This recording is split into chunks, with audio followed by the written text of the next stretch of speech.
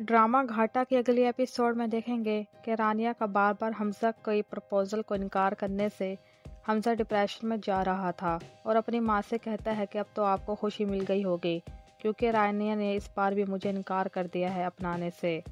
तो नाइला बहुत ज़्यादा इमोशनल हो जाती है अपने बेटे के आंसू देखकर और सोच लेती है कि मुझे अब अपनी ज़िद छोड़ देनी चाहिए, नहीं तो मेरा इकलौता बेटा मर जाएगा रानिया के बगैर। और दूसरी तरफ दानिश के घर वालों को दिखाया जाता है जहां नवाब भी अपने हवास खो बैठी थी अपने एक ही बेटे को खोने के गम से और पूरी तरह से पागल हो चुकी थी। इसके अलावा पूरे घर वाले सोग में थे दानिश के मरने पर। तो दानिश का बाप सना से कहता है कि तुम्हें हमारी खिदमत करने की ज़रूरत नहीं, यूं ही हमें संभालते संभालते तुम अपनी उम्र गंवा दोगी।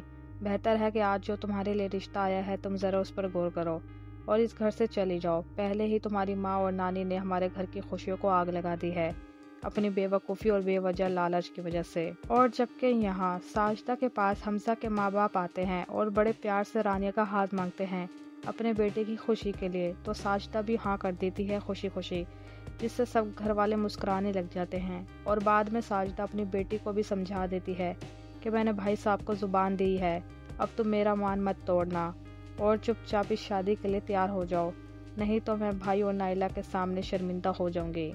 मगर रानिया अभी भी तैयार नहीं थी हमजा से शादी करने के लिए। सो व्यूवर्स, अगले एपिसोड में देखना है कि रानिया अपनी माँ की बात मान लेगी और हमजा से शादी कर पाएगी या फिर नहीं, ये तो जानेंगे हम अगले एपिसोड में। आप लोगों को क्या लगता है नाज़रीन, कमेंट करके हमें ज़रूर बताइएगा और इस ड्रामे की अगली वीडियो के लिए मेरे चैनल को सब्सक्राइब करना मत भूलिएगा। आप देख रहे हैं AK नॉलेज।